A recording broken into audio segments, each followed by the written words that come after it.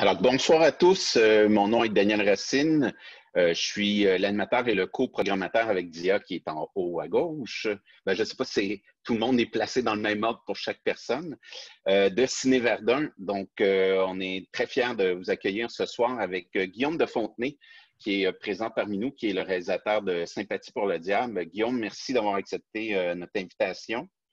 Très gentil Merci d'être là. à vous, puis bonsoir à tout le monde. Je suis très content de vous voir comme ça. C'est le fun d'avoir une partie du public comme ça en direct. Merci d'être Ben, là. la façon qu'on va fonctionner, c'est un peu particulier quand même, le concept. Donc, je vais faire la biographie de Guillaume. Je vais poser, disons, 5-6 questions pour mettre la table. Mais on a, si vous allez dans la barre d'outils en bas, il y a un chat. Donc, vous pouvez écrire des questions et je vais essayer de garder un œil sur les questions aussi pour en inclure à tout moment. Comme ça, on va vous faire participer aussi à la discussion. Puis, pour ce qui est de la durée, on n'a aucune idée combien de temps ça va durer. C'est en fonction de l'élan qu'on va avoir. Donc, ça peut. La semaine passée, je pense que ça durait à peu près 45 minutes, l'échange qu'on a eu. Alors, voilà. Donc, la table est mise. Je vous souhaite une agréable soirée à tous et merci d'être là. C'est vraiment très, très apprécié. Donc, Guillaume, tu as vraiment un parcours très, très, très intéressant. Je n'avais pas encore fouillé ta biographie, puis franchement, je trouve que tout fait du sens. Tout fait du sens. Alors, tu as commencé comme assistant metteur en scène pour Gilles Maheu au sein de Carbone 14, notamment pour les créations des pièces Dortoir, La Forêt et 20 ans. Par la suite, tu as fondé ta propre compagnie de théâtre Ex-Voto. Là, on est en 92-97. En 96, tu fais le saut en publicité. Tu connais une impressionnante carrière. Est-ce que tu continues de faire de la publicité encore aujourd'hui? Oui. Oui. Donc, tu as gagné des prix un peu partout dans le monde avec tes nombreuses publicités. Je suis sûr, si on en voyait quelques-unes de toi, on pourrait sûrement les identifier. Tu as aussi fait du design, de la scénographie d'exposition, l'exposition qu'il y avait eu sur Warhol au Oui. Musée des Beaux-Arts que j'avais adoré. Donc, je ne savais même pas que c'était toi qui étais derrière ça. Bravo. Et puis, c'est au milieu des années 2000 que tu te mets à l'écriture du scénario de Sympathie pour le diable. Puis, entre-temps, il y a eu aussi le court-métrage que j'ai mentionné tantôt, Le Retour triptyque en 2012. Mais on va revenir vraiment à la genèse. Donc, parle-nous un peu de l'incubation de Sympathie pour le diable. C'est plus de 14 ans de travail.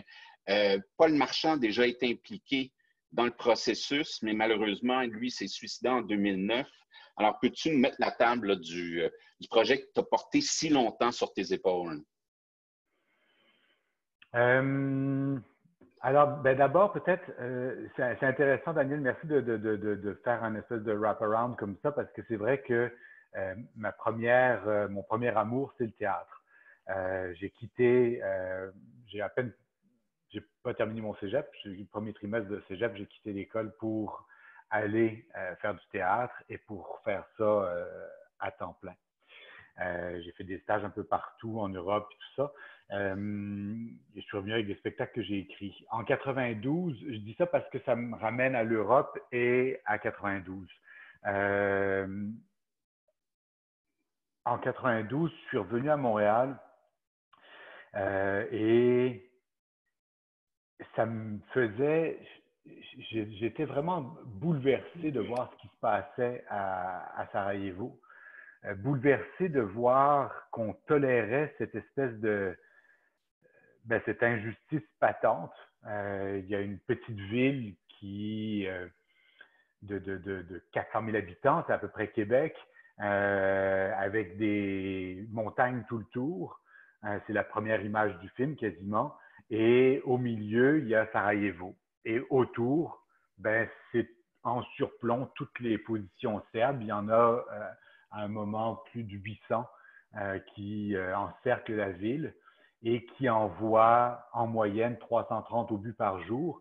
Au début du conflit, on est plutôt à 1000, 1500 avec un pic à 3000 quelques en une journée.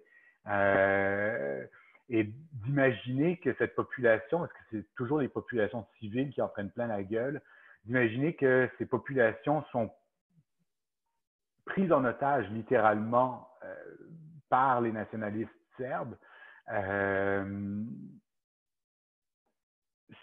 ça m'a vraiment bouleversé. Et j'ai mal vécu avec ça. Je vis toujours mal avec ça parce que ça continue à se passer un peu partout dans le monde, en Syrie particulièrement, qu'on tolère depuis 10 ans maintenant. Je trouve ça absolument insoutenable de vivre ça. Et en même temps, je trouve ça difficile. Je ne sais pas comment changer les choses. Alors, certainement par nos votes. Il y a des politiciens pour lesquels on peut éviter de voter. Comment se fait-il, c'est les questions que je pose au travers de Paul Marchand dans le film, comment se fait-il que, Paul était la voix de Sarajevo à l'époque, et c'est un des rares journalistes, le seul que je connaisse, qui terminait ses topos à Radio-Canada, c'était mon lien avec Paul à cette époque-là, en disant tout ça sous l'œil impassible de la communauté internationale. Et je trouve que cette phrase-là est d'une force extraordinaire. Il y a peu de journalistes qui nous foutent une claque comme ça à chaque fois qu'ils terminent un topo. Et Paul avait le culot et les couilles de le faire, aux grandes dames de beaucoup d'ailleurs. C'est pas quelqu'un qui a été aimé. Et moi, ça me bouleversait de voir ça. Comme ça me bouleverse de voir ce qui se passe en Syrie et tout ça. Donc, j'ai voulu, en 92, j'avais pas encore l'idée de faire du cinéma. Ça a commencé à germer parce que dès que j'ai commencé à faire mes premiers pas dans le théâtre, je me suis rendu compte que j'avais envie de travailler avec un clochard, que j'avais envie de travailler avec une personne éventuellement qui n'est pas apte à faire 3 mois de répétition, 1 mois de représentation à heure fixe, etc. Et il y a une richesse dans l'humanité qui ne peut pas forcément s'astreindre à ce type d'exercice-là. Donc, et aussi le fait de travailler sur une scène, alors que le cinéma nous permet de voyager, d'être ailleurs, me tente. Oups. Ma maman qui m'appelle. La semaine passée, excuse-moi, la semaine passée, on a eu Armand Vaillancourt qui a appelé pendant le direct. Ça arrive. Et donc, Paul m'a beaucoup touché au travers de ces topos et l'idée du cinéma commençait à germer. Et en 97, quand finalement je lis Sympathie pour le diable que Langto a publié, au début, j'ai trouvé le début insupportable. Je trouvais que Paul faisait des longues phrases, des grandes gueules, sa relation avec sa mort, tout ça, je trouvais qu'il la ramenait beaucoup. Et pour finalement me rendre compte que cet homme-là me touchait, pour me rendre compte, un peu comme dans le film d'ailleurs, est assez insupportable à prime abord, et probablement qu'il y en a qui le trouvent insupportable jusqu'à la fin et qui n'aiment pas le film, c'est bien possible. Moi, c'est quelqu'un qui m'a bouleversé, qui m'a beaucoup touché en fait. Donc en 97, quand je lis son livre, au bout de 50 pages, j'ai envie de le fermer, finalement, ou de 30, ou je ne me souviens plus quoi exactement, mais ça a pris du temps quand même. Et finalement, je rentre dans cette lecture-là. Et il me bouleverse. Il me bouleverse par son rapport à la mort, justement, par son rapport à l'autre. Paul disait que ce qu'il aimait beaucoup de la guerre, c'est que tout d'un coup, on est face à la vraie nature des gens. On sait qui est lâche, on sait qui est courageux ou courageuse, on sait tout de suite à qui on a affaire. Et ça, c'est une chose qu'il aimait beaucoup, d'où probablement une partie du titre de Sympathie pour le diable, puisque Sarajevo était tagué partout de Welcome to Hell. Et probablement que le fait d'habiter cet enfer-là, si c'était l'enfer, le diable avait il avait une certaine sympathie pour le diable. C'est une des raisons. Il y a aussi les Rolling Stones, il y a toutes sortes de choses qui sont mêlées dans ce titre un peu complexe. Mais donc, suite à cette lecture-là, puisque j'avais encore un pied dans le théâtre, comme tu disais, Daniel, j'ai voulu en faire un spectacle. J'ai imaginé à cette époque-là juste une espèce de scène, à l'époque c'était encore moderne, une scène avec derrière des écrans télé, des moniteurs télé dans lesquels sont projetés les images et les nouvelles qu'on avait de Sarajevo à l'époque, et d'avoir au sol, puisque Carbone 14 a été important comme formation pour moi, Gilles a été vraiment quelqu'un de très important dans ma vie, et l'est toujours, Gilles Maheu, pardon. Donc, j'imaginais un plancher couvert de terre, de restes de guerre, une voiture qui crame dans un coin, un tricycle, une poupée trépanée, et Paul assis sur une petite chaise d'écolier, et le vrai Paul Marchand, donc à ce moment-là, qui habitait à Montréal, sur une scène, en train de, j'aurais proposé à Paul de faire 1 heure, juste une ligne de 1 heure.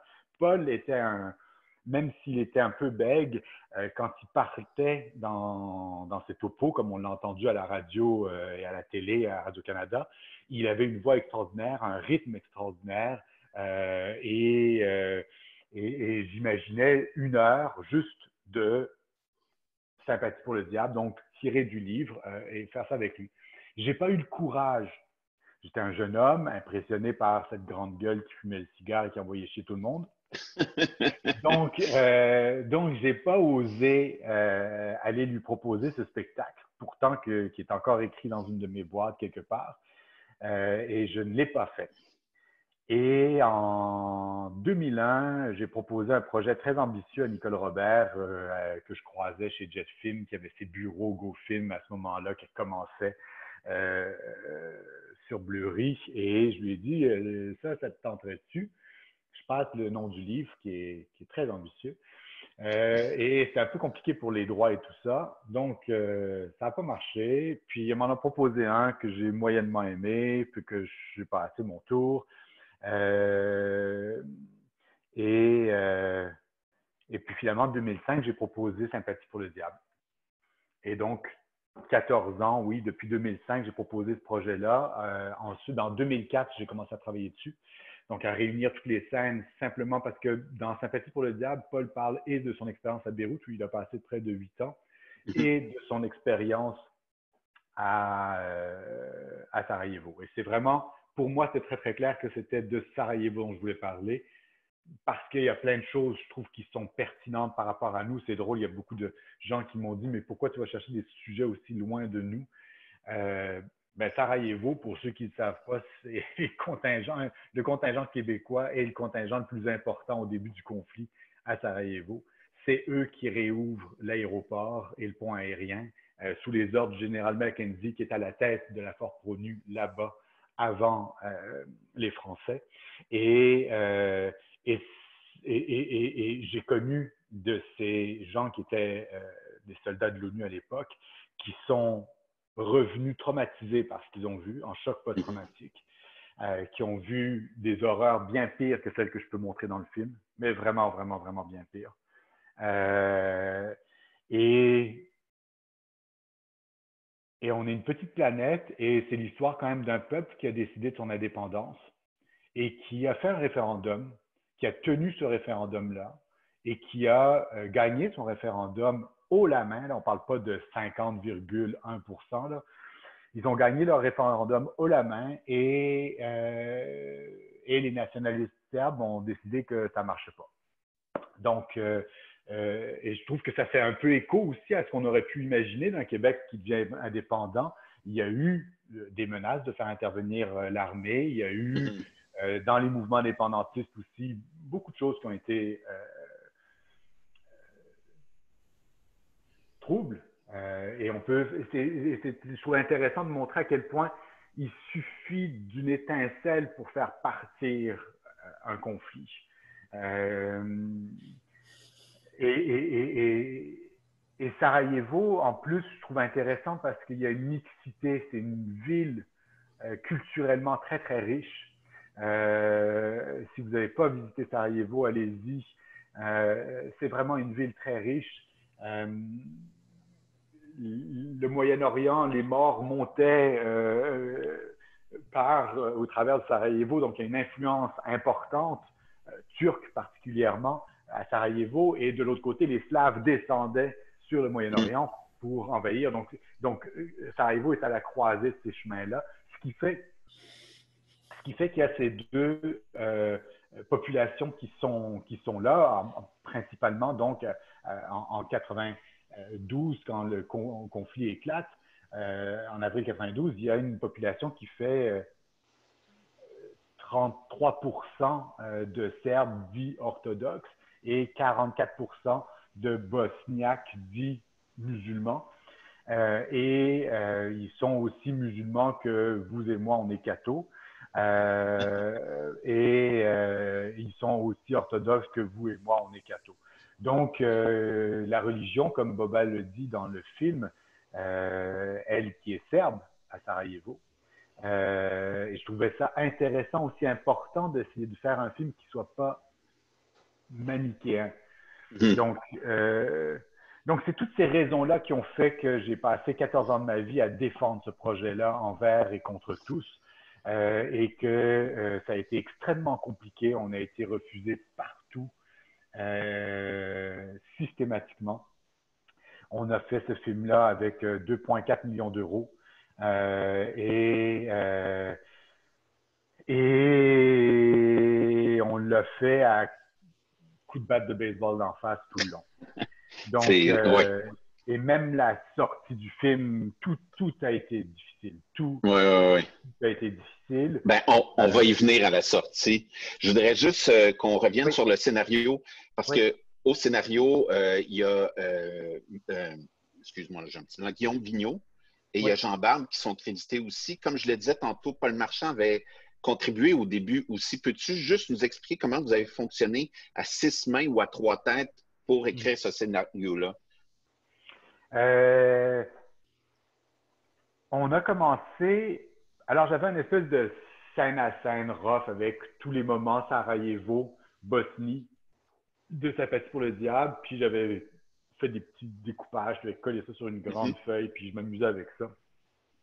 Et avec Guillaume, après ça, dès qu'on a entamé l'écriture du film, Nicole Robert m'a présenté à Guillaume Vigneault, qui a été une très belle rencontre.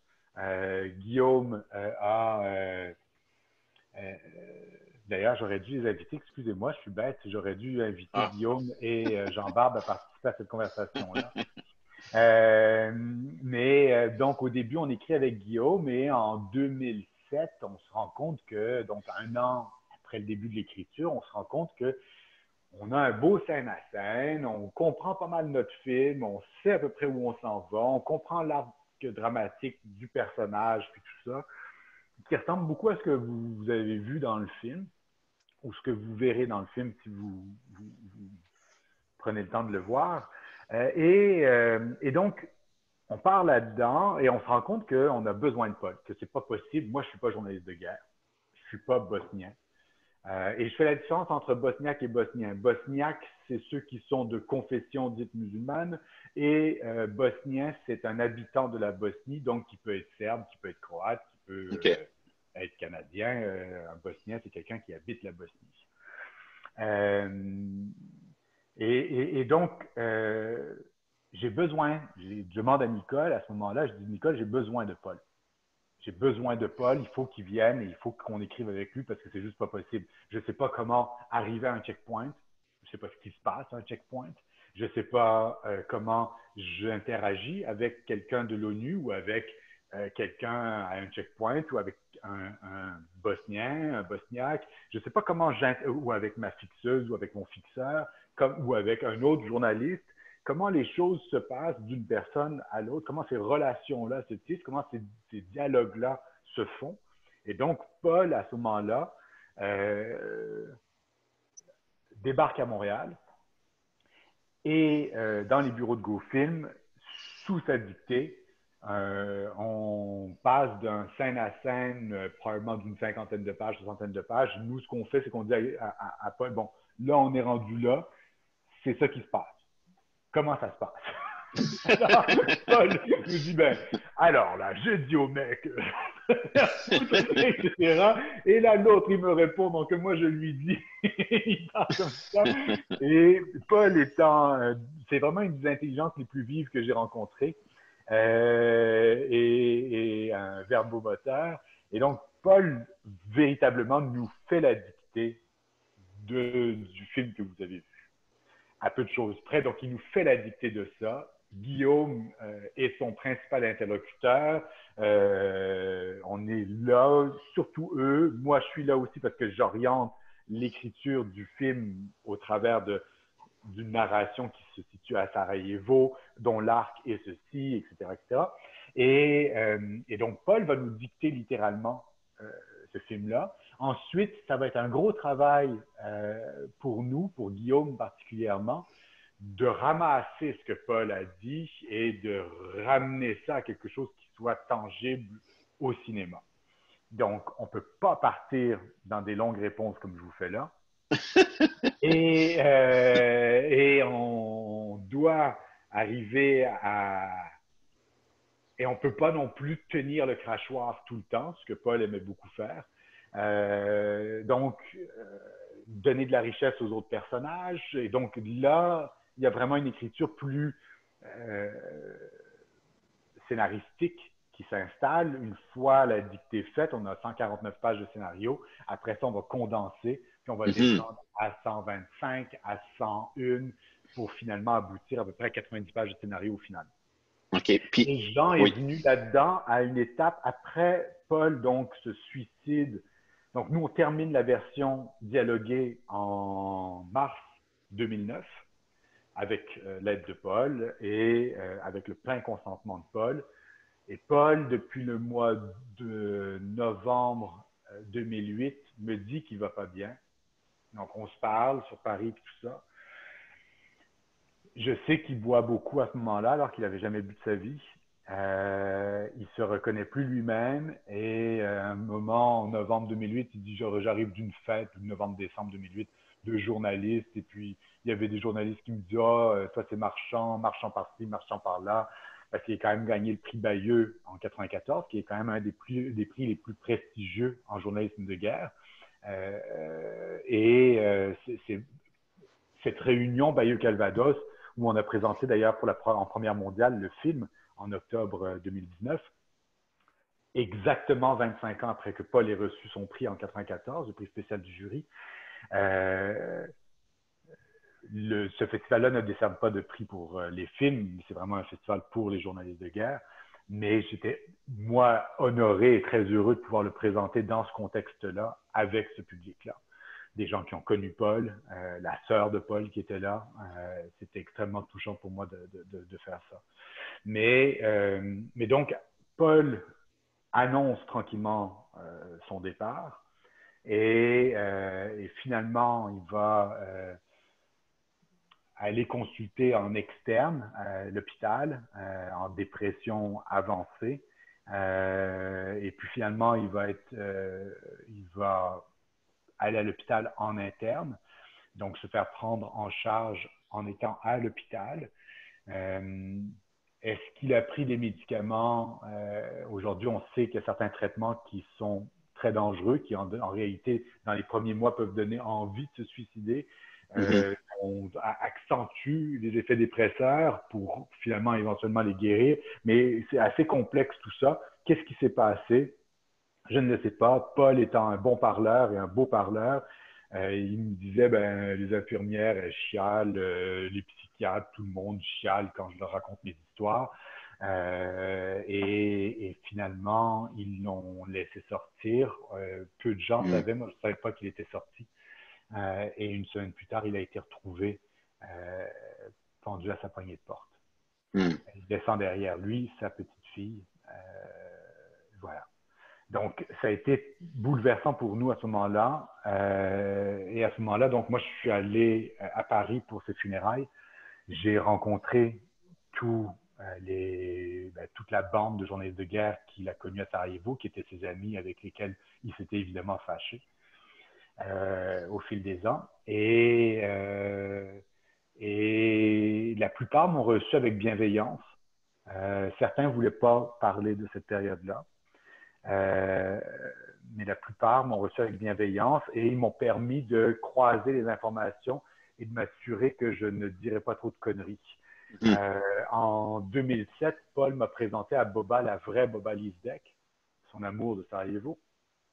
En 2007, il m'a présenté en disant quand la nature fait bien les choses, ça donne Boba. Ah voilà. Et donc, on était sur Skype avec Boba en 2007. Et donc, depuis, Boba m'a suivi tout le long. Il m'a soutenu tout le long. C'est elle qui a été ma fixeuse, si je puis dire, puisqu'elle a été la fixeuse de Paul à l'époque. C'est elle qui a été ma fixeuse à Sarajevo. D'ailleurs, j'aurais dû l'inviter aussi. Mais je pourrais réorganiser on va en faire un autre. Et en faire un. Non, mais sans blague, parce que Boba parle très bien français, puis c'est une femme vraiment exceptionnelle. Et ça aurait été intéressant de la voir aussi. Et aussi, bien sûr, Jean et Guillaume auraient été intéressants à voir aussi. Il y a des journalistes de guerre aussi avec qui j'ai fait des Q&A. Justement, peux-tu nous parler rapidement de l'intervention de Jean dans le scénario? On va finir cette question-là, puis on va passer... Excuse-moi. Pire que Paul.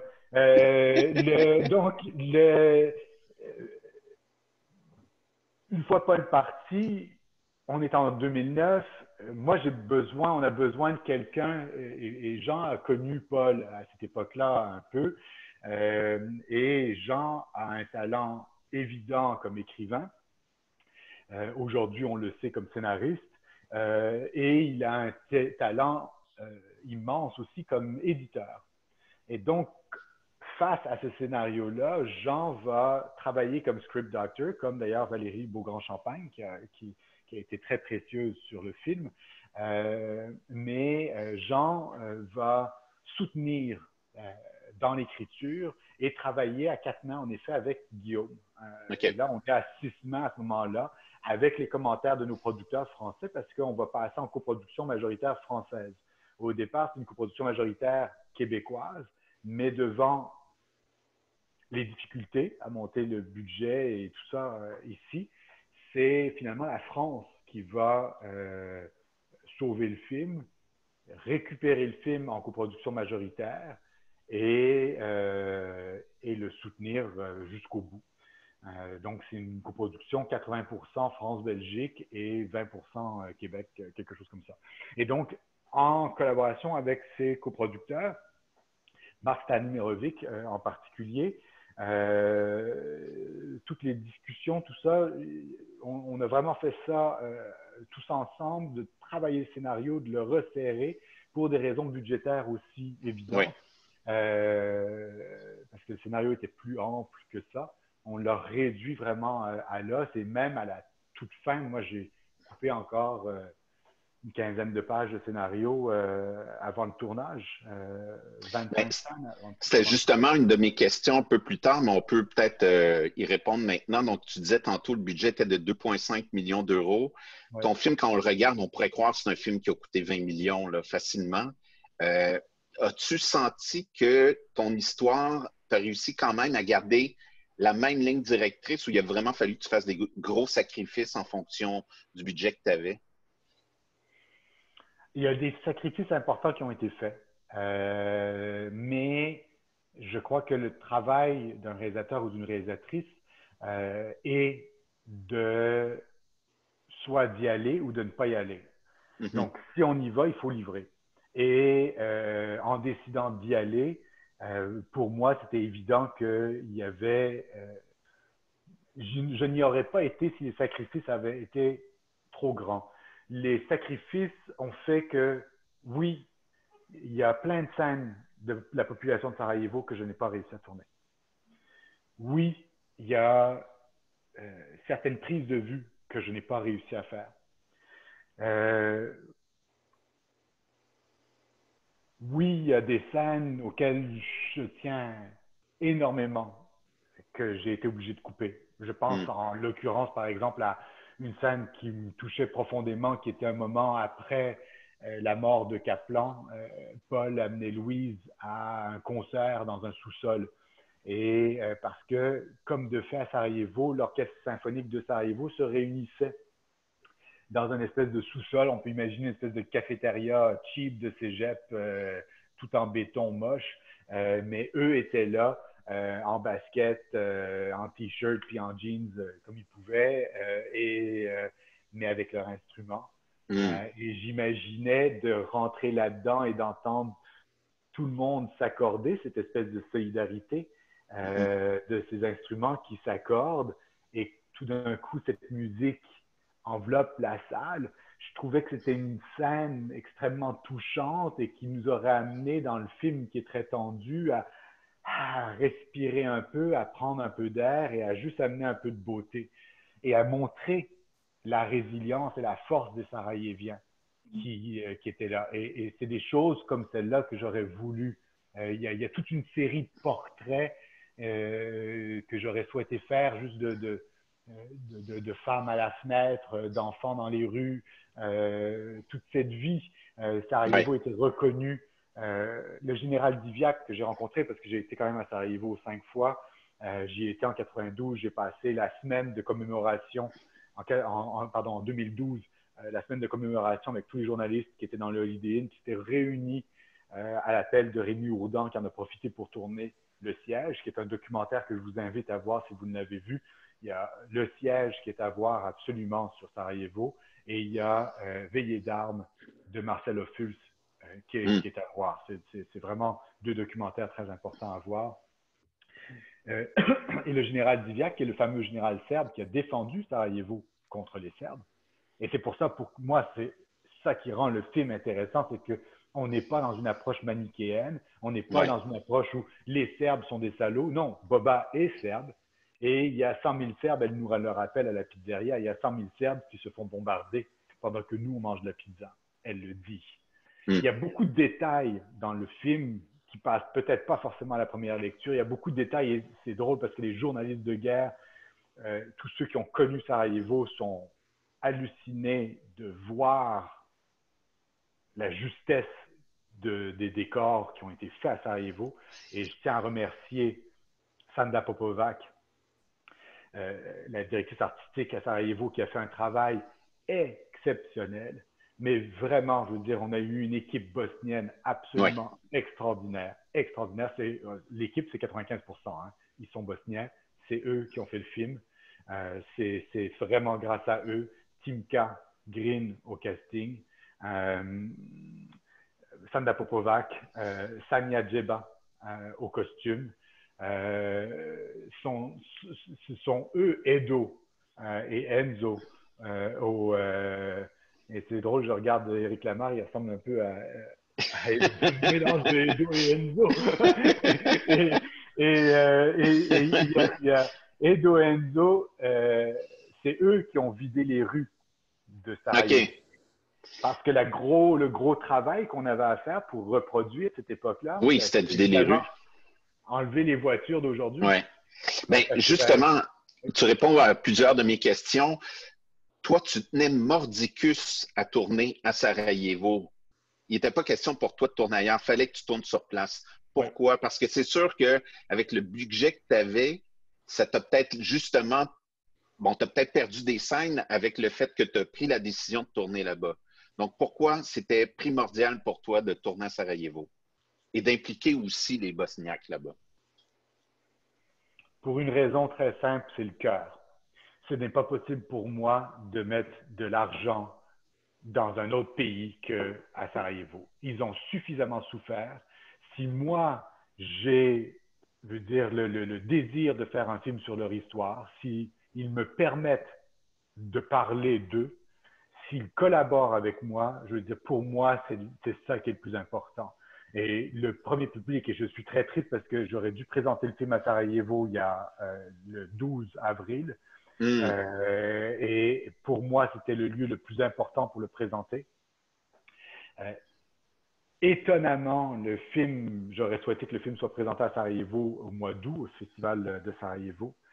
Il n'a pas été pour des raisons obscures, parce qu'il y a un grand événement qui est cette espèce d'amphithéâtre extérieur Le film a été jugé trop violent pour être présenté dans ce contexte-là.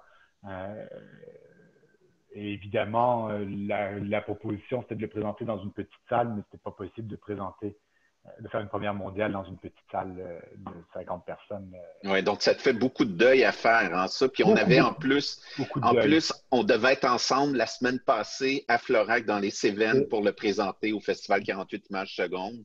Donc un autre Absolument. festival où est-ce qu'on n'a pas pu le présenter. Ouais. En Grèce, en Italie, à New York, à Greenwich, il y avait le Ah mon Dieu. Boston Film Festival aussi à New York.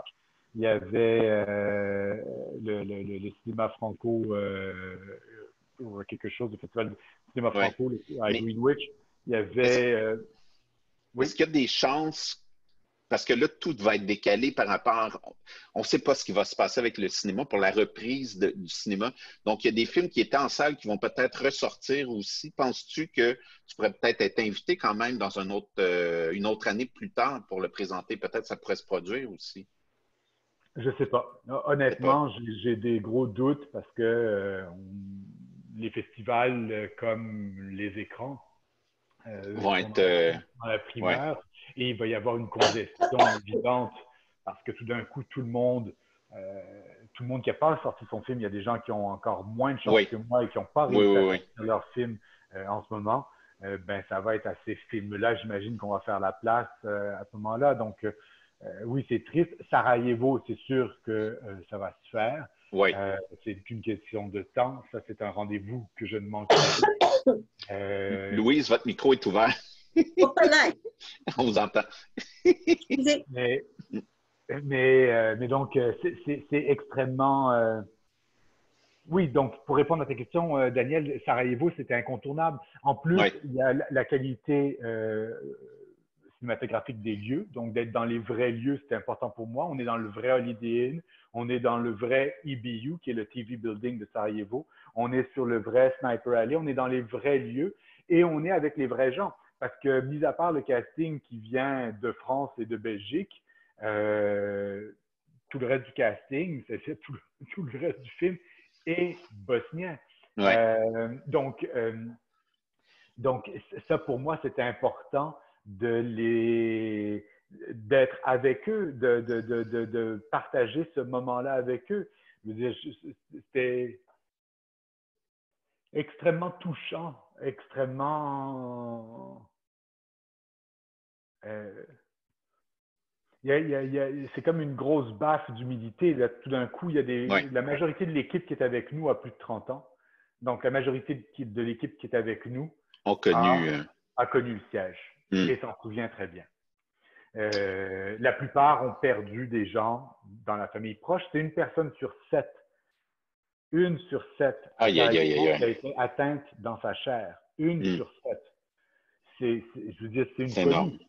C'est une folie. À Sarajevo, imaginez une ville grosse comme Québec. Là, on flippe sur ce qui se passe en ce moment, mais imaginez, c'est gros comme Québec, c'est moins de 400 000 habitants, à peu près 400 000 habitants. Et entouré de ces montagnes, on est là. Et ils sont pilonnés à raison de 330 obus en moyenne par jour sur 4 ans. Ça, c'est une moyenne sur 4 ans. Ouais. 4 ans à vivre ça. Donc, c'est sûr que de travailler avec eux, je me souviendrai toujours la scène de l'enfant, le chef Machino, il a dit, je suis désolé, mais je vais aller dans le corridor parce que je Il peut pas. pourrais pas être. Ouais.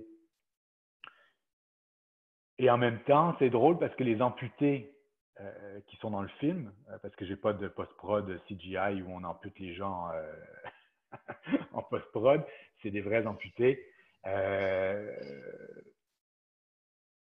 Quand on a fait le casting, j'avais posé la question, est-ce que vous êtes prêts à revivre ces scènes-là, à vous Hmm. retrouver dans ces situations-là? Et étonnamment, ils étaient très drôles parce qu'ils ont tous levé là. Parce que j'avais dit, si vous n'êtes pas, vraiment sentez-vous très à l'aise, il n'y a pas de souci, vraiment, il faut que vous soyez à l'aise dans ce contexte. Et ils ont tous levé la main en disant, on est in, sans exception. Et, je leur ai dit, ben, OK, maintenant, est-ce que je peux voir vos prothèses, vos handicaps? Parce que là, avec vos prothèses, je ne vois pas vos handicaps. C'est quelqu'un qui est plus jack. à moins d'être cul-de-jatte, là, sur sa chaise roulante, je voyais Ouais. bien qu'il était sur chaise roulante, mais ceux qui se tiennent debout, on ne voit pas qu'il leur manque une jambe. On ne voit pas qu'il manque forcément un bras quand on a un gant dans une main et tout ça. Et c'est intéressant et tout d'un coup, sans gêne du tout, hein, nous, on fait partie d'un club d'handicapés, tout ça, enlever leurs prothèses. Et il y a une espèce de résilience chez les Sarajeviens qui est exceptionnelle. Une intelligence, une noblesse, je dirais, chez eux. Il y en a beaucoup qui ont tout perdu. Mm. Ils ont tous énormément souffert. C'est encore une marque à vif à Sarajevo. Il y a encore dans les trottoirs ce qu'on appelle les roses, qui sont les marques des obus qui ont éclaté. C'est encore présent, très présent. Et je trouve absolument insensé qu'on se soit détaché de ça, comme on se détache de ce qui se passe en Syrie et ailleurs dans le monde. Ouais. Et je trouvais intéressant de me servir de Paul finalement pour rappeler ce cri d'alarme qu'il avait en terminant cette OPA en disant tout ça sous l'œil impassible de la communauté internationale. Et j'ai les archives, je veux dire, c'est ce qu'il disait. Oui, oui, ben, j'ai un souvenir vague. On dirait que c'est comme imprimé dans ma mémoire. Je l'ai déjà entendu. Parce que mes parents écoutaient toujours le téléjournal. Donc, c'est imprimé dans ma tête. Moi aussi, j'ai comme une résonance de ces paroles-là qui était inhabituelle parce que c'est rare que les journalistes prenaient position aussi fermement. Oui. Ouais. Alors, donc, de tourner à Sarajevo, c'était tout ça. C'était impossible pour moi. Et donc, tout l'argent qu'on a dépensé sur le tournage est allé à Sarajevo. Et j'en suis très heureux, je veux dire, parce que Bravo, bravo. c'était un privilège pour moi de travailler avec eux. Et c'est drôle parce que les Sarajeviens, les Bosniens qui ont vu le film à date étaient soufflés et m'ont dit c'est fou qu'un Canadien fasse un film comme ça et qu'il soit aussi juste que ça sur notre réalité. Et même pendant qu'on tournait, c'est fou, il y a une femme qui est venue me voir, une Bosniaque, qui était mariée avec un Serbe. Donc un couple mixte, comme il y en avait beaucoup à l'époque, comme il y en a toujours, qui est venu me voir après une représentation à Québec et qui m'a dit merci de ne pas avoir fait une histoire. Et c'est drôle parce que moi, et c'est ce que certains critiques m'ont reproché d'ailleurs, et c'est ce que certaines institutions m'ont reproché, certains lecteurs dans les institutions qui nous ont refusé les bourses, disaient oui, mais c'est juste une chronique de guerre, c'est sans intérêt, qui va s'intéresser à ça? Qu'est-ce qui fait la qualité de ce film-là, puisque c'est juste une chronique, c'est pas une histoire. Eh bien, pour moi, faire une histoire, c'était trahir l'histoire. Faire une histoire d'un tel qu'on sauve, d'une telle qu'on ceci, on me disait oui, mais l'histoire d'amour pourrait être plus importante. Fuck! C'est pas ça l'histoire. Je veux dire, l'histoire d'amour, elle a existé à Sarajevo, mais Paul, je veux dire, et ça, je ne l'ai pas mis dans le film parce qu'à un moment donné, ça déroute le spectateur, mais je veux dire, c'était pas sa seule relation. On n'est pas dans une relation amoureuse à Sarajevo, en plein siège, en pleine guerre, sans savoir si on va se réveiller, il le dit à un moment dans le film, dans le même lit, c'est ce qu'il dit à la fin c'est à la fin dans les archives. Ce que je trouve très, très excitant ici, c'est qu'on ne sait pas si on va se réveiller dans le même lit, à l'hôpital ou à la morgue. Ouais. C'est fort. Et Paul aimait cette urgence-là, à tel point que, comme beaucoup de journalistes de guerre d'ailleurs, le quotidien que nous, on côtoie tous les jours et dans lequel on vit, les ennuis pour mourir, au sens littéral du terme. Et pour Paul, donc cet arc-là, pour moi, son intérêt est juste dans l'arc. Et Paul, non, il aura sauvé combien de personnes avec ses détonateurs? Qu'est-ce que ça aurait servi? Ouais. C'est tout ça. Et c'est drôle parce que les journalistes de guerre, et c'est drôle parce que les plus beaux papiers que j'ai eus viennent de Jean-Michel Frodon, qui est ancien rédacteur en chef des Cahiers du cinéma pendant quoi, 10 ans, qui a vécu à Sarajevo beaucoup au travers du Centre Malraux, qui a écrit un papier magnifique sur Sympathie pour le diable.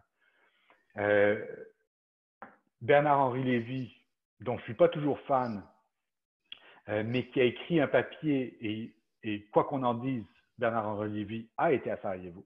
Et toute personne qui a été à Sarajevo, comme Kaplan,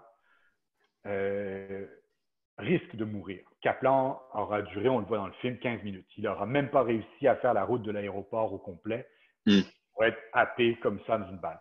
Donc, si Bernard-Henri Lévy a été à Sarajevo, donc il a couru ce risque-là pour voir ça, pour témoigner de ça. Et il a fait son film qui s'appelle Bosna, que je vous recommande aussi de voir.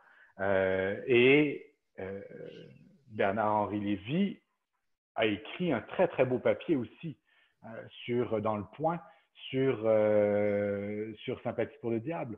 Très, très, très, très, très beau. Et donc, les gens qui ont connu, et les journalistes de guerre qui ont connu cette période ont été vraiment très touchés par le rapport entre les journalistes et le rapport à la population et le rapport et la véracité de la reproduction du siège grâce à Sanda Popovac et à Edo et à Enzo qui ont vraiment fait un travail extraordinaire.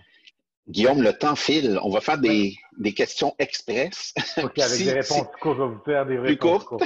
Oui. Mais merci de ta générosité parce que c'est incroyable toute l'histoire qu'il y a autour de ce film-là. C'est fou. Moi, je continue à en apprendre sur le film, puis ça me donne juste le goût d'y aller déjà. Tu nous as donné goût, moi, tu m'as donné goût d'aller à Sarajevo. C'était déjà dans mes plans éventuellement d'y aller, mais là, c'est carrément, ça vient de monter dans mon échelle de priorité. Si vous avez des questions, le public, je n'arrive pas de les écrire dans le chat. J'aimerais ça qu'on parle de Neil Schneider, qui tient quand même une partie du film sur ses épaules. Sa performance est vraiment bluffante. Ouais. Il y a quelques années, on n'aurait jamais pensé à lui pour jouer ce type de rôle-là. Depuis qu'on l'a vu dans Diamant Noir, disons que ça a complètement changé notre perception qu'on a et les capacités que ce jeune acteur-là a. Mais au départ, est-ce que c'est lui que tu avais en tête? Tu fais un casting. Comment tu as procédé pour le choisir? Au départ, en 2009?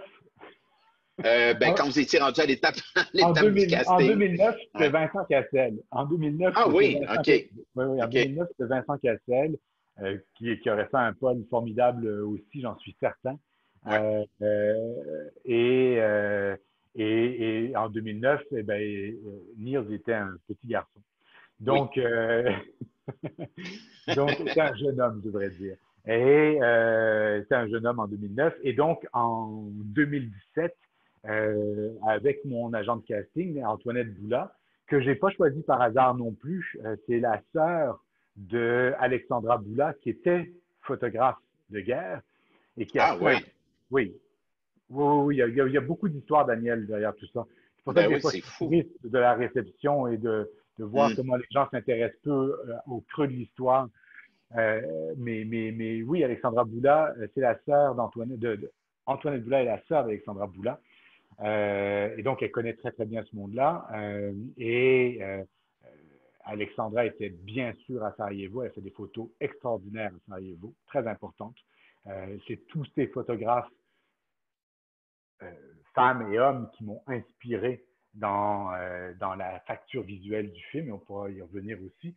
Mais donc, elle me propose quelques comédiens, dont Niels. On fait des essais avec un certain nombre. Et Niels, aux essais, s'est démarqué tout de suite. Il y a chez Niels, et sans aucun rapport avec le fait qu'on soit tous les deux des espèces de cul entre deux chaises, à moitié français, à moitié québécois et canadien, etc., mais simplement par le fait qu'il y a une véritable force chez lui et une fêlure. Il a perdu, on s'en souvient, son frère dans un accident brutal en voiture, au retour d'un plateau de tournage d'ailleurs, il était comédien. Et il y a une espèce de fêlure chez Niels qui, moi, me touche beaucoup, comme homme déjà, et comme comédien aussi.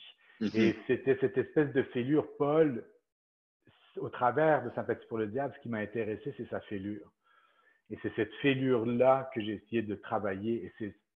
Et c'est pour ça que quand il se lève, une des premières scènes du film, on le voit se lever, ben, c'est lunettes, écran numéro 1, chapeau, chemise, blouson, cigare. Tout ça, c'est comme un soldat enfile son armure. C'est Ouais. juste une façon de se protéger. Et il était jeune, il avait 31 ans, exactement comme Niels dans le film. Ah oui, OK, exactement le même Ouais, âge. Puis 31 là, ans, les deux, au même moment. là, tu vas voir, il y a des liens partout. C'est quand même assez incroyable. Tu expliquais que c'était Vincent Cassel qui était le premier auquel vous pensiez. Ce qui m'amène au directeur photo de ton film, parce que Pierre Heim, qui a fait la direction photo de La Haine, dans laquelle Oui, jouait Vincent Cassel, et qui a aussi fait un tout petit film qui s'appelle Bienvenue chez les Ch'tis, un des plus oui. gros succès de l'histoire du cinéma français. Donc, comment t'en es venu à travailler avec ce directeur photo-là et comment s'est faite votre rencontre? Puis, qu'est-ce que tu lui as demandé au niveau de la photographie? Qu'est-ce que tu recherchais comme type de photo? Pardon. Pierre Haïm, en effet, c'est La Haine, mais ce qui, moi, m'a intéressé chez lui, parce que, bon, avoir fait un grand film, un immense film, il y a 20 ans, c'est une chose, mais, et Les Ch'tis, c'est pas tellement mon Non. type de film, donc, et pas une référence pour celui-ci. Donc, ce qui m'a intéressé chez lui, c'est un autre film qu'il a fait que je vous recommande aussi, qui s'appelle Le Caire confidentiel. Oui, Euh, je l'ai vu. Oui. et donc, Pierre Haïm a fait la photo du Caire confidentiel qui a été fait avec le même type de budget et qui a été fait donc avec des moyens réduits. Et je me suis dit, bon, est-ce que, et c'est mon producteur en réalité qui me l'a présenté.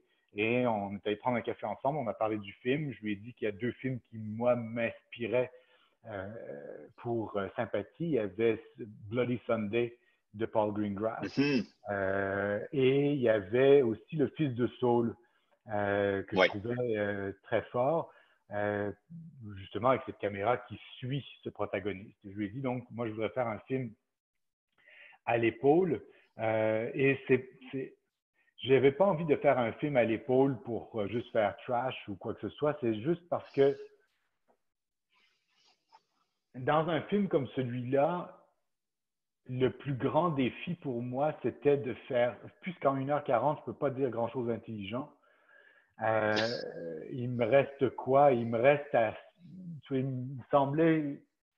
Ok, je me suis dit, je peux peut-être réussir à faire sentir un peu du siège au spectateur. Et si pendant 1h40, je suis capable de lui faire sentir un peu de ce siège, sentir un peu de ce conflit intérieur de Paul, et d'ailleurs, on rentre dans le film avec Paul et on sort du film avec Paul. Ben, Paul devient mon fil d'Ariane au Mhm. travers de cette narration.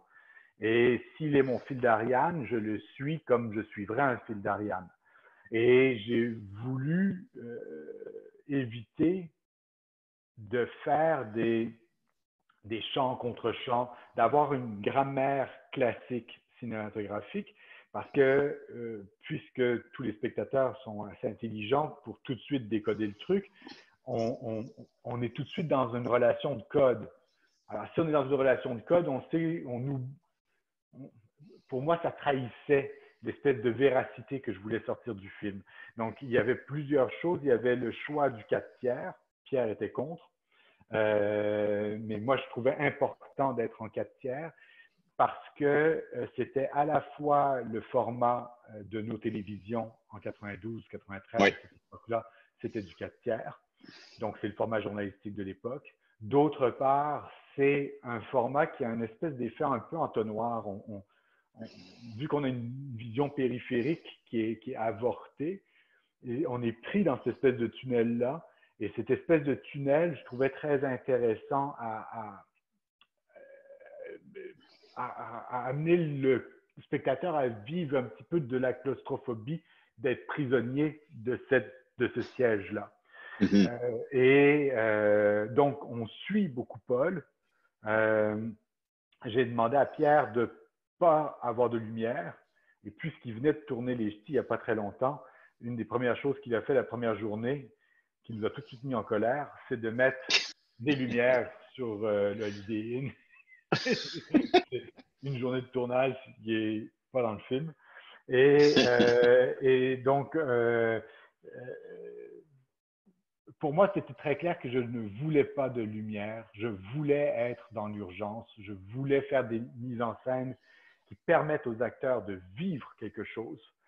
Et ma plus grande crainte en faisant ce film, puisque c'est mon premier long métrage, c'était puisqu'on n'a pas tourné en ordre chronologique évidemment, mais par lieu, c'était de soutenir et d'être au bon endroit dans l'intention de jeu, dans la tension des relations, des interrelations et de Paul, dans cette tension émotive.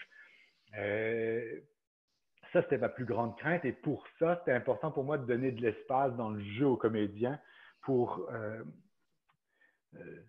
qu'ils aient le temps de rentrer, de vivre dans ce moment-là et que la caméra puisse vivre avec eux ce moment-là. Donc, tous les soirs, avant de tourner, je faisais tous les décors du lendemain. Puis là, je faisais mes petits sketchs avec caméra 1, caméra 2, caméra 3, donc focale, courte focale, et on a joué comme ça. Et avec Pierre, on a surtout travaillé avec 2 cours Zoom et sans lumière la majorité du temps, sauf peut-être un petit kino pour soutenir, mais pas de rig non plus pour les voitures. Peux-tu expliquer c'est quoi un rig? Oui, la première chose que je voulais pas avoir, c'est d'avoir par exemple une tête gyro, c'est-à-dire une tête qui permet à la caméra de stabiliser dans la voiture, une tête qu'on pourrait mettre dans l'arrière du coffre pour faire des prises de vue plus stables. Toi, tu voulais que ça bouge, là. Moi, je voulais, j'avais pas de temps à perdre. Ouais. C'est-à-dire, si Truffaut a décidé de virer les rails puis de prendre son immense caméra de l'époque avec les magasins de 1000 pieds de films pour les mettre sur le lit, pour les mettre dans un endroit pour sauver, parce qu'il calculait, il disait, OK, si chaque jour je sauve 1 heure à poser des rails, ça veut dire qu'au bout de 5 jours, j'ai sauvé 5 heures. Si c'est 1h30, c'est 8 heures. Ouais. Et ça veut dire qu'à la fin de la semaine, j'ai sauvé une journée, qu'au bout de 5 semaines, j'ai sauvé une semaine, etc. de tournage. Et dans le même esprit, pour moi, c'était une question, j'avais que 34 jours pour tourner ce film-là, et c'est des courtes journées, parce qu'il fait noir. Le matin, on est en février à Sarajevo, du 2 février au 14 mars. On se lève le matin, il fait noir tard, et jour peu de temps, et c'est renoir à 4h30. C'est comme ici, on connaît l'hiver ici au mois de février. C'est la même chose à Sarajevo. Donc, journée courte, il fallait être efficace. Donc, il n'y a rien. Le plus compliqué que j'ai fait en voiture, c'est d'enlever le siège avant pour filmer vers l'arrière. C'est le plus compliqué qu'on ait fait. Voilà. Il y a Louise qu'on voit qui se demandait si c'était une coïncidence qu'on ait programmé ce film-là, vu qu'on est en confinement, parce qu'il y a un lien qu'on pourrait faire. Le film était déjà prévu dans notre salle. Ça, c'est un autre deuil qu'on devait faire. On devait le présenter ensemble. C'était quand? C'était cette semaine? C'était ce lundi? Oui. Non, pas ce lundi. C'était il y a 2 semaines. Je me souviens plus de la date, mais c'était avant qu'on parte en France, donc début avril, qu'on devait présenter le film.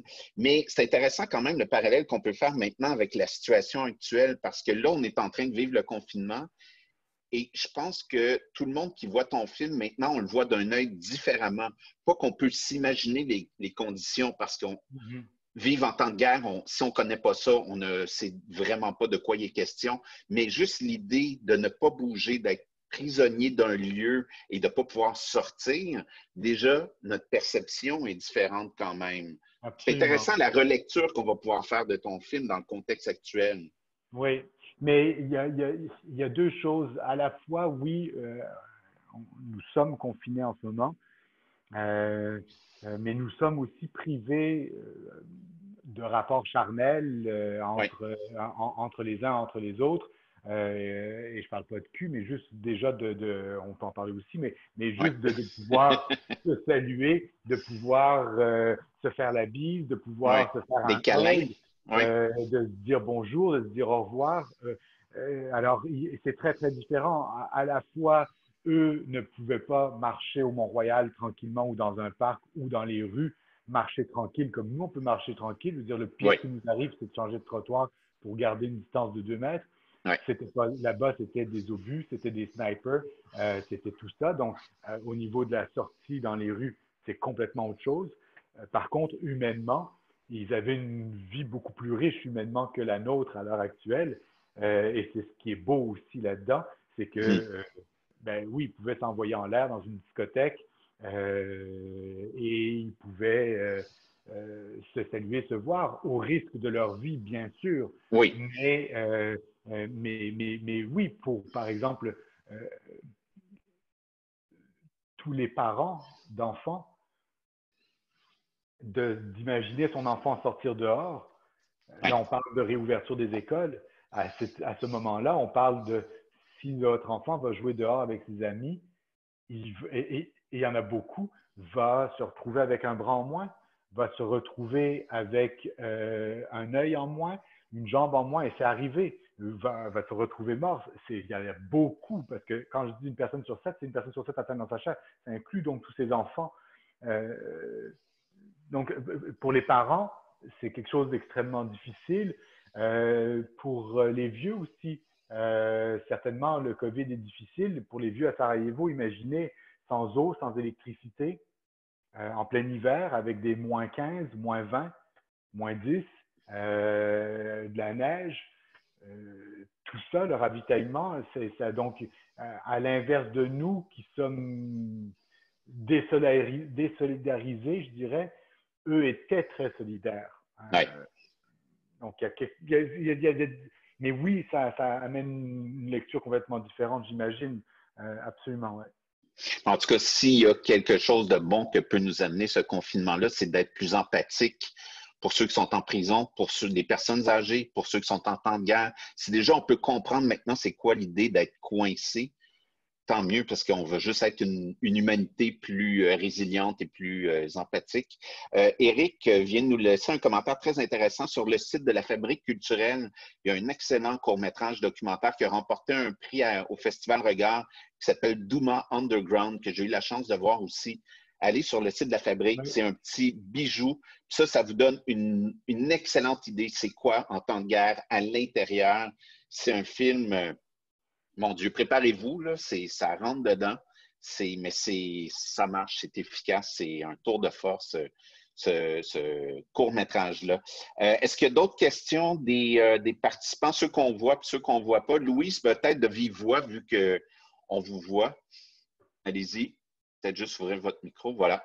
Bonsoir, merci beaucoup. Il y aurait beaucoup de choses à dire, bien sûr, mais je vais m'en tenir là, je vais faire ça rapidement. En fait, moi, il y a 3 éléments qui m'ont interpellée, puis je vais dire, j'ai eu de la misère à dormir après avoir vu votre film. Il y a évidemment la situation, la guerre. Il y a aussi la reconstitution, ou est-ce que Sarajevo est encore démoli comme ça? C'est-à-dire comment on fait pour euh, présenter un aspect visuel là, d'une ville en destruction. Il y a évidemment le jeu du comédien. Et je me suis souvenu, je l'avais vu tout jeune et un peu un pâtre grec dans un film de Xavier Dolan. Et là, J'ai tué ma mère, oui. Les amours non, imaginaires. les amours imaginaires. Oui, oui, je me mélange. Il n'était Et pas là, dans J'ai tué ma mère, j'étais oui. complètement ahurie de voir une toute autre personne. Mais j'ai une question un peu peut-être anecdotique. C'est tous les déplacements en voiture et dans des rues à peu près vides, mais en tout cas, son style de conduite, j'aurais eu de la misère à monter avec lui. Puis je me demandais si c'était voulu parce que plus on avait un déplacement, plus ma tension augmentait, plus j'étais énervée, plus je me disais, il va arriver quelque chose. Et puis, il me semble que c'est presque un personnage dans le film. Là. C'est Absolument. continu en voiture. Et je peux vous dire, si c'était votre intention, ça a fonctionné. Merci, Louise. Merci Louis pour cette question-là. Merci aussi Eric pour Douma Underground. Pour répondre à votre question, Louis, la reproduction, ça a beaucoup été de vider les rues, d'une part. D'autre part, il y a un peu de post-production qui a été faite sur le Holiday Inn pour le démolir parce que lui a été rénové depuis et il est tout beau comme il est là, mais beau. Mais en tout cas, propre. Et moi, j'aime bien le brutalisme, alors pour moi, je trouve ça beau. Et par contre, étonnamment, le TV building est dans l'état. C'est fou. Il y a encore en arrière des endroits où on voit les marques d'un obus qui a fait un mort parmi les journalistes là-bas. Et j'ai l'impression que la moquette n'a pas été changée depuis 92. C'est fou d'être dans ce lieu-là et de voir les gens travailler en fumant, avec une petite chaufferette à côté d'eux, avec des moyens très, très réduits. Donc, j'ai vu des hommes de mon âge en train, et très dignes, en train de taper des murs démolis pour aller chercher des tuyaux de cuivre pour les revendre sur le marché. Je parle de restes de tuyaux de cuivre, là, juste pour le poids du métal. C'est fou. Il y a un taux de chômage très élevé, mais non, la ville a été reconstruite. Il y a des centres commerciaux maintenant et elle ne ressemble pas à ça. C'est moi qui, par les lieux qu'on a choisis, par les angles qu'on a pris, qui ai retrouvé c'est vraiment au niveau du cadrage et un petit peu de post-production sur certains immeubles. Sniper Alley, tout ce qu'on a fait, c'est vider la rue.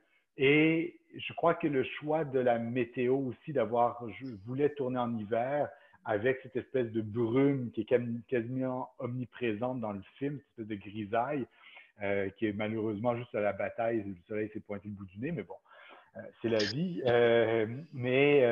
Donc, c'est toutes ces choses-là, je pense, qui ont participé à la reproduction des lieux, les costumes aussi. Et puis, pour ce qui est de la voiture, oui, c'est une vraie volonté qu'elle soit un personnage.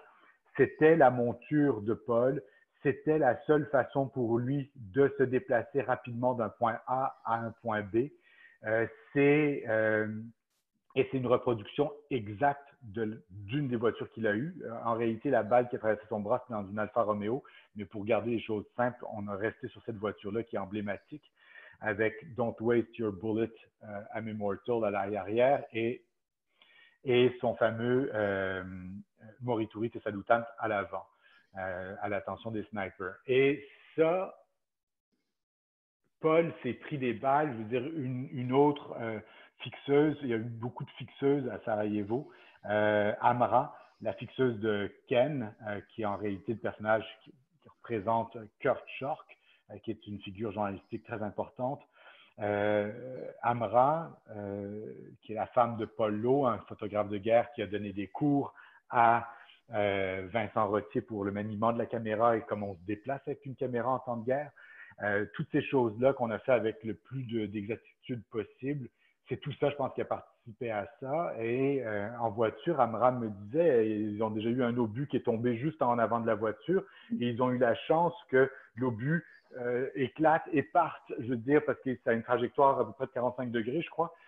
Donc, il éclate et il part. Donc, il a survolé la voiture et ils ont eu la chance de ne pas être sous l'obus, ni quelques mètres plus loin où le gravat aurait éclaté le pare-brise et les aurait tués sur le coup.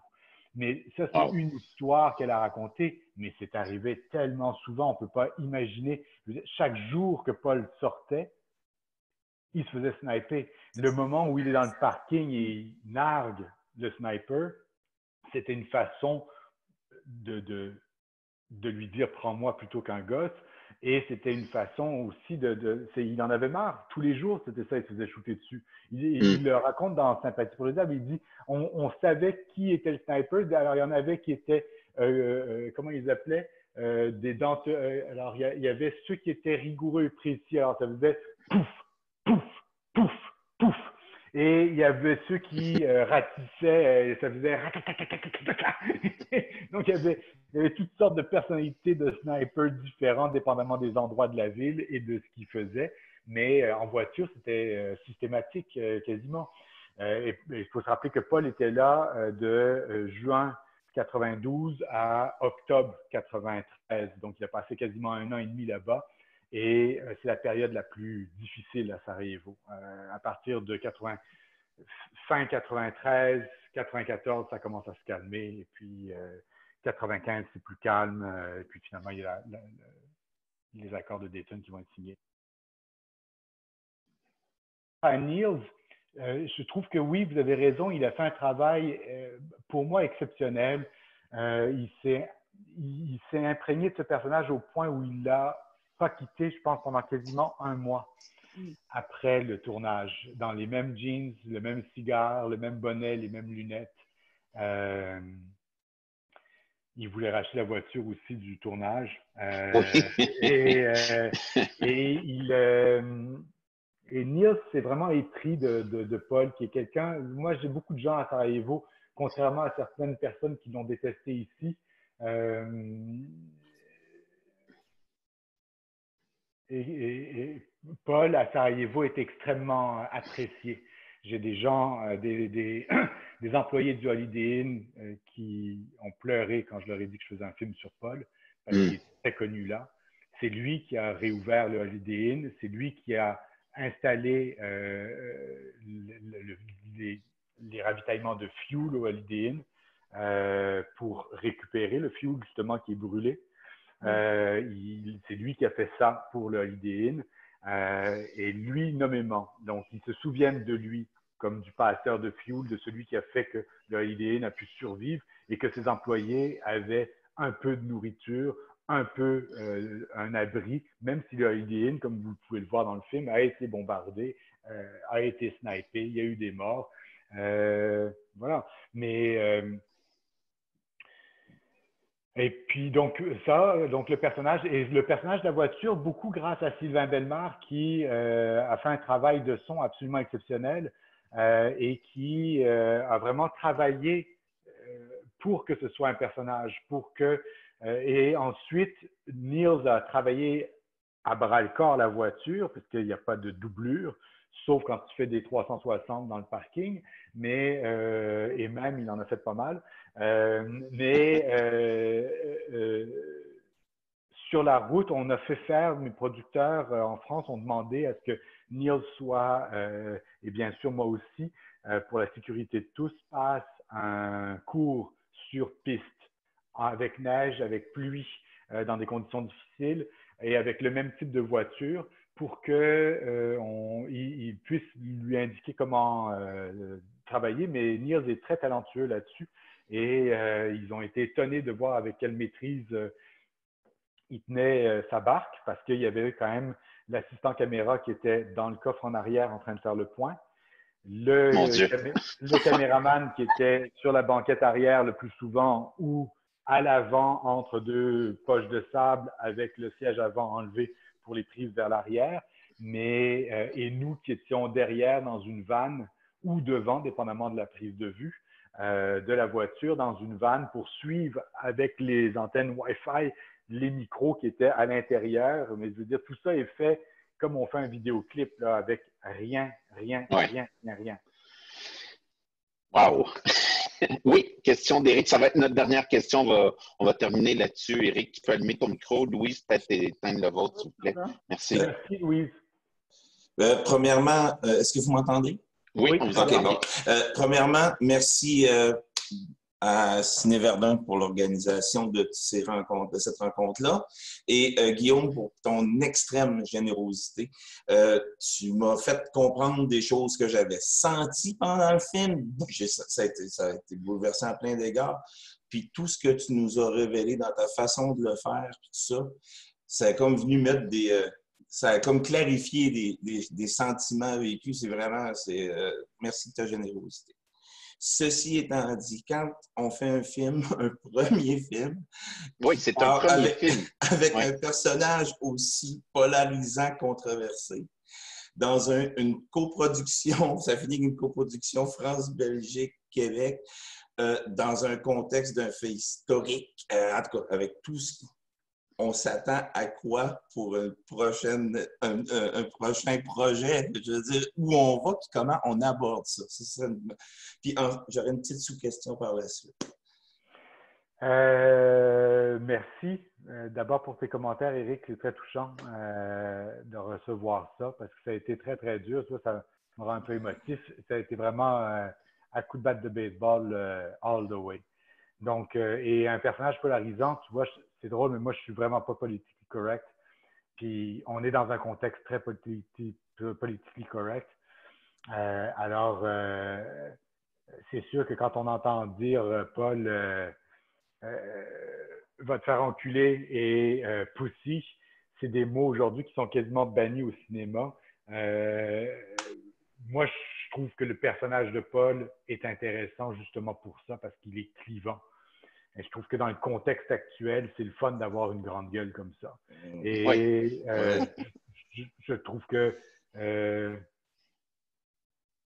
il y a juste des gens comme ça pour nous dire en pleine face que tout ça se passe sous l'œil impassible de la communauté internationale et sous notre œil, bien sûr, à nous. Et moi, je le prends aussi personnellement que je l'envoie. Je veux dire, j'ai rien fait.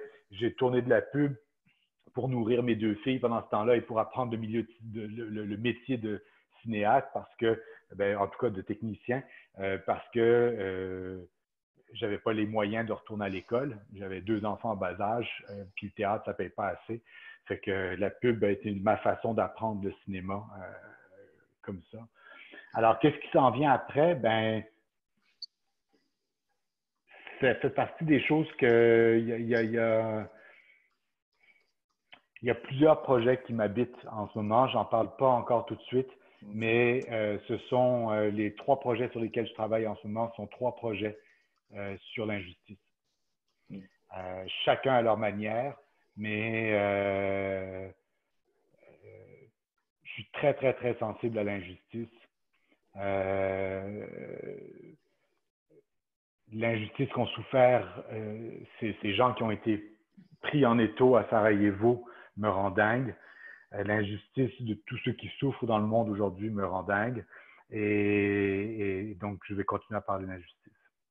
Ah ben c'est bien, bien hâte, c'est intéressant. Je suis surtout content que tu poursuives parce que des fois, après une bataille comme celle-là, travailler le vent d'en face, des fois, ça épuise énormément. Même, puis après, c'est de se remettre sur, de repartir la machine. Des fois, c'est très complexe dans le cycle de la création. Fait que je suis content de savoir que tu n'as même pas un, mais 3 autres projets en cours. Bonne chance, puis merci encore. Merci beaucoup, Éric. Merci, Éric. Merci à tout le monde. Merci, Guillaume, de ta générosité. On se croise les doigts pour toi demain. Demain, je ne sais pas si vous savez, mais à 14 h sur la page Facebook de Québec Cinéma, les nominations pour les prix Iris vont être annoncées. Guillaume, le film, c'est minoritairement québécois, mais il y a quand même plusieurs nominations que le film peut obtenir. Donc, on va te souhaiter la plus grande des chances. Niels, il y a les effets spéciaux. Juste pour le souligner avant de clore, il y a tous les effets spéciaux qui ont été faits ici au Québec, chez Oblix, qui a fait un travail exceptionnel.